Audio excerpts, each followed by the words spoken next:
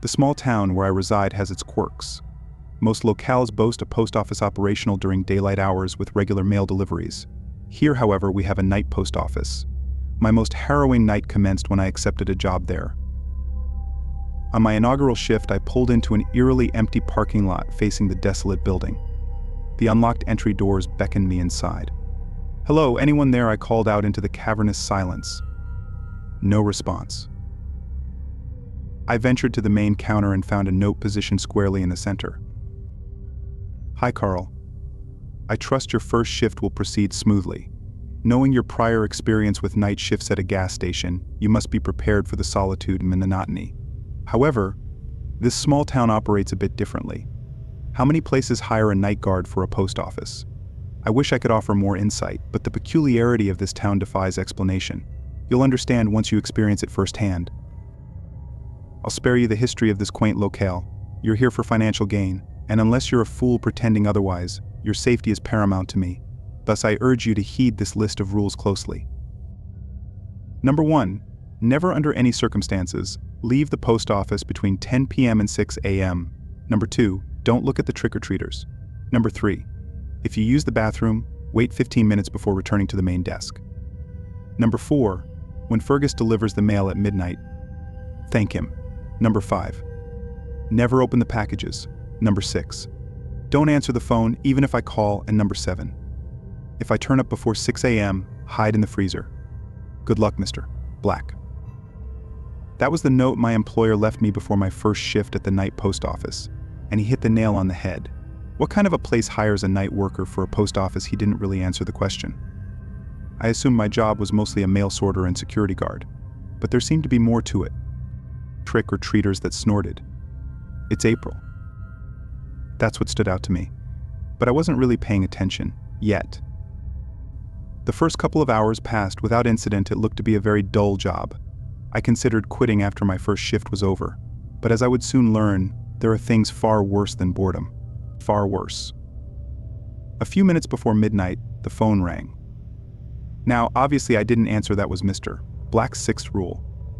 And I only knew he was the one calling because when I didn't pick up, he left a voicemail. "Carl," his voice rang out, "mind picking up so we can talk about the job a little more?" I ignored that, but the hairs on the back of my neck stood up. Why would Mr. Black tell me not to answer the phone, even if it was him? That was all I could think about for the next 10 minutes or so. I picked up the list of rules and read it again. Don't answer the phone, even if I call it raid. Those were his exact words. So why was he calling? It seemed strange, but I chalked it up to a strange management style. Probably a test, I muttered to myself. He wants to see whether I have what it takes to follow rules. And then the phone rang again. "Carl, Mr. Black growled in a distorted voice. "It's rude to ignore people.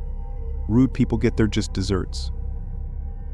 A loud crashing sound jolted me out of my seat. Through the glass pane at the front of the post office, I saw a black shape move out of sight across the street. My heart was pinging around inside my chest like pinball, and I was struggling to find some kind of explanation. No employer would try to scare their employee, would they? And then there was a knock on the back door. I rose to my feet and headed towards the back of the post office, unlatching the back door. And there, standing like a sinister silhouette, was a tall man in a hooded jacket. Fergus, he didn't say anything, just held out his arms, which carried a large cardboard box. I shakily took the package. His face was shadowed in darkness under his hood. For a moment I thought I saw solid black, where the whites of his eyes should have been, but I convinced myself that the night was just playing tricks on me. I backed slowly away from the man, and I almost forgot the 4th rule. When Fergus delivers the mail at midnight, thank him. I cleared my throat. "Thank you, Fergus," I said. The man said nothing but seemed happy with his payment of gratitude. He walked away. And to this day, I wonder what would have happened if I hadn't thanked him. A few more hours came and went. Sort of past the time, I decided to explore the post office. It was actually quite a large building, only 1 floor but separated into numerous rooms. I hoped that would answer some of my questions. And they did. First, I wandered into the mail sorting room, keeping the door open so I could watch the main desk. It was a messy shambles of a space. Whoever worked there during the day had left this place a mess. I started to wonder whether Mr. Black and I were the only employees. I searched through the files, the folders stacked up in tall piles on the desk. There was this mountain of documents, but when I looked closer, I realized that they were covered in scribbled lines and squiggles, fake documents, like they were trying to fool someone. There was only one real piece of information in there, a notebook at the bottom of the pile, belonging to John Glass. Just what I was hoping to find, something from the past night shift worker, filling a vacancy. And thankfully, the previous worker had left something for me in his notebook. It was a more thorough list of rules. This is what it said. Hey, new hire. If you find yourself reading this, then I apologize. You're in hell. You don't even know me yet. And if they needed to replace me with someone new, well, it doesn't look good for me.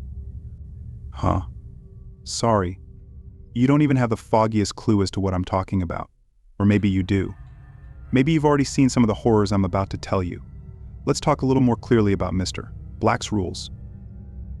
Number 1, never, under any circumstances, leave the post office between 10 p.m. and 6 a.m. If you walk out of that door before 6 a.m., you die, okay? The town isn't safe at night. But we'll get to that. I just wanted to tell you that this rule is about more than keeping your job. It's about keeping your life. Number 2, don't look at the trick-or-treaters. A trio of hooded children in masks who visit every night. If you haven't met them yet, you will.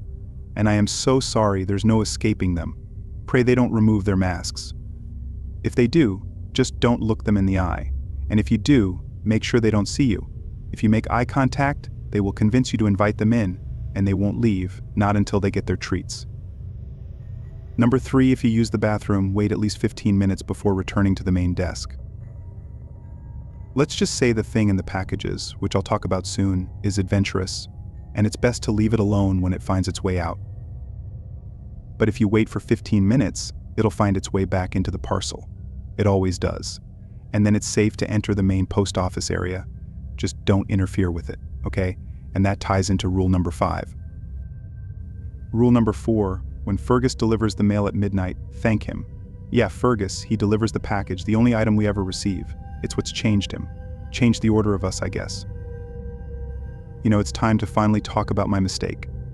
Even if nobody ever reads this, I need to confess. Rule number 5, never open the packages. Okay, so here we are. You probably should have done your research on this place. But I don't blame you. Easy work for great pay. You'd have to be a fool to turn that down. But that isn't normal for a post office now. Is it? Crazy money like that? And I think you'll know what I'm talking about, who I'm talking about, Mr. Black himself. But it's not all his fault. It's mine too. You see, Mr. Black's night post office delivers one item and one item only. Every single package contains this item. And it's delivered to the exact same address. This is a private post office. I know this is very strange for a business that delivers mail, but Mr. Black is paid a fortune by someone. He only needs one client. As for the one item, I can't tell you what it is. I can only tell you what it does. You see, the reason these rules exist is that I messed up. Several months ago, curiosity got the better of me, and I opened one of the packages. And what I found inside, well, I'm not going to describe it because you're never going to look at it. Okay? Don't ever open the parcels. Just know that it changed this town. It showed me things, mesmerized me. And I started selling it to people in town. I took my cut from each of the parcels. It was an evil thing to do. I know it. It changed me. This corrupted me to my core. I only used it once, but I've never been the same. And the rest of the town. I got them hooked on the stuff. It's like I said, I don't want to talk about it. Never touch it. And you won't have to worry. The point is that I got them hooked. They were no longer human. And now they flock to this place. Every night they come to the post office hoping to have a little taste of what's in those packages. That's why Fergus himself has changed. But he's not the worst.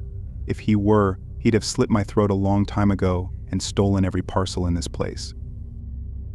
So what's your job description? What do you have to do at the post office? Other than accept mail from Fergus and leave it in the sorting room. You have to guard this place. Guard the parcels from them. The townsfolk, it's Mr. Black's horrible secret. The things he sells to some unknown buyer, packages. Packages from hell itself. I don't know why he kept me on. After I betrayed his trust. Maybe he doesn't want his secret getting out. Maybe he has something horrible in store for me. All I know is I can't bring myself to quit. I can't leave this place. Maybe, unlike the rest of the town, I'm drawn to what's in those packages. I don't want to leave. Number 6, don't answer the phone even if I call, and that's what brings us to the next point.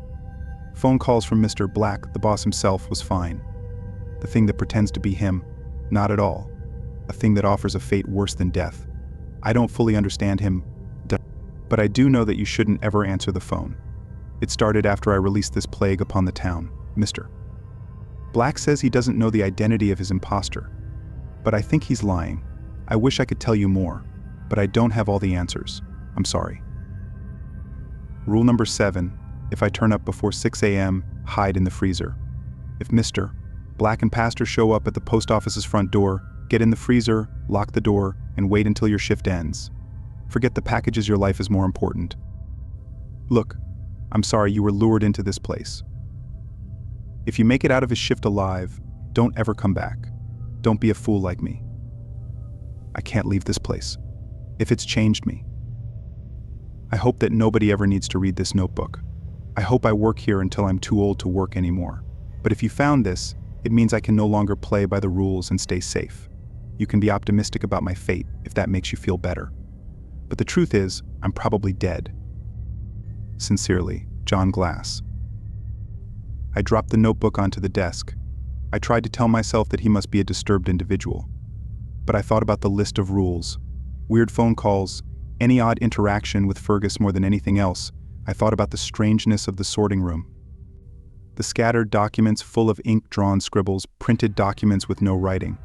Something was very off about this post office. I knew that even before the awful things began. And the awful things began with a knock on the door. I could hear banging on the window in the main post office area, but I was too scared to leave the sorting room. And then came the giggling. The giggling of children.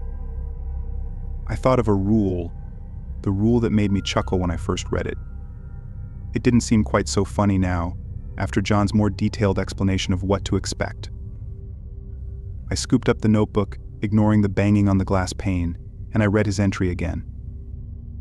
Don't look at the trick-or-treaters. They won't leave. Not until they get their treats. Worried, I glanced at my watch.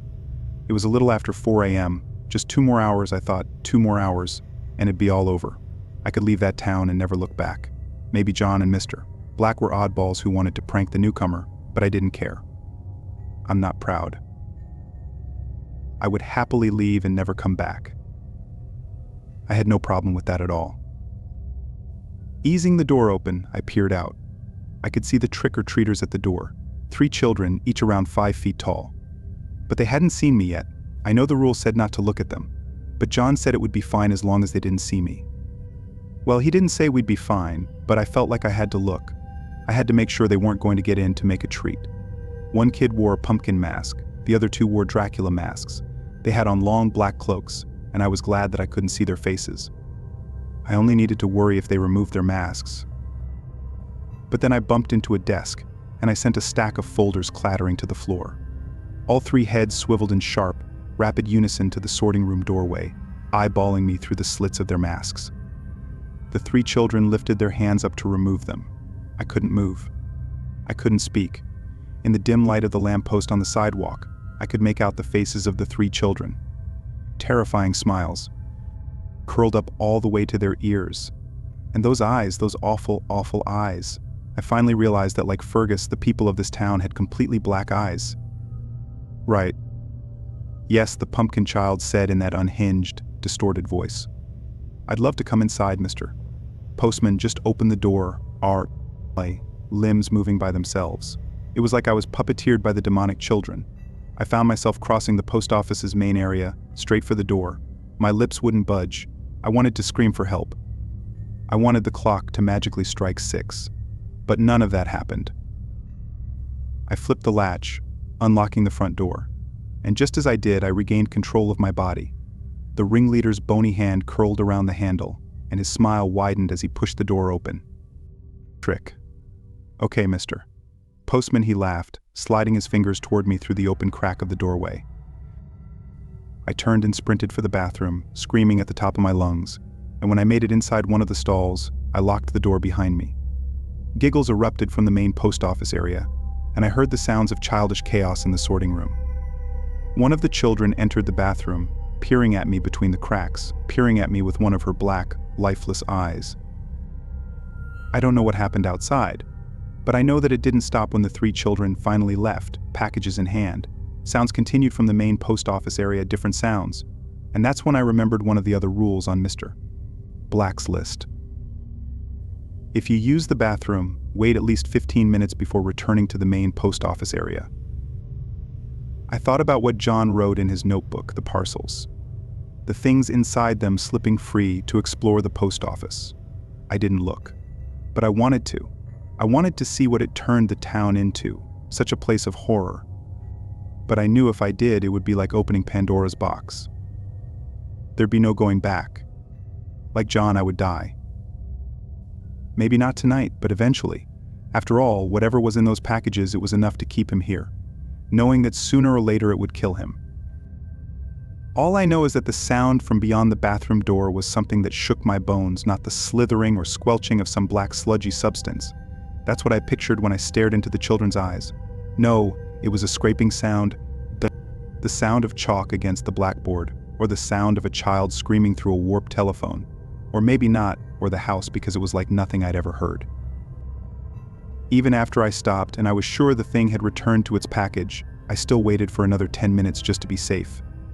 And when I returned to the main desk, the clock on the wall showed that it was 5 a.m., 1 more hour to go. But you already know how that night ended, don't you? I knew how it would end to 6 rules. I had learned the importance of 6 rules on that list. But there were 7 rules, and what was the one rule that I had yet to use? If I turn up before 6 a.m., hide in the freezer. And by some psychic connection, Mr. Black answered that for me. Well, the thing pretending to be him answered. Carl, he said. The voice jolted me from my position, slumped in the desk chair behind the reception area. I jumped up and looked at the man in the road. Standing in the dawning light was a man terrifying enough to strike fear into anyone's heart. It looked like the man who'd interviewed me, and yet it looked nothing like him. 6 foot tall, gray trench coat, gaunt face, and black eyes, of course. He didn't smile like the children. He did not offer a neutral, emotionless face like Fergus. No, instead he offered a gaping mouth hanging low, as if it might swallow me. From beyond the window he stood and watched. And then eventually, "Why didn't you answer my call, Carl, Mr. Black's demented doppelganger asked. "You have a parcel for me." Before waiting for an answer, the man's arms grew, stretching unnaturally long. It moved toward the bottom of the glass door. I saw its long, slender fingers as black as his eyes curl beneath the bottom of the door, working their way inside the post office. I strained as his arm worked its way up to the door handle from the inside and unlocked it. Unlike the children, Mr. Black needed no invitation. And that's when I understood Rule 7. If I turn up before 6 a.m., hide in the freezer. It was the only room in the post office with a lock, and I ran for it. I didn't want to look at him. I just kept my eyes fixated on the freezer door ahead of me, fumbling with the handle.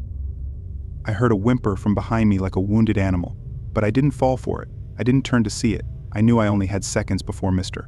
Black reached me, so I flung the freezer door open and I slammed it shut behind me. Just for a moment as the freezer door closed, I caught a glimpse of a horror that I can't even put into words. Mr. Black's doppelganger looked nothing like him. He'd morphed into a colorless being with dozens of gangly spider-like limbs. When 6 a.m. arrived, I hightailed it out of there, never to return. I never spoke to Mr. Black again. And for the record, I don't believe him. I agree with John. He knows more than he says. I have so many questions, but the biggest one of all is what is in those packages.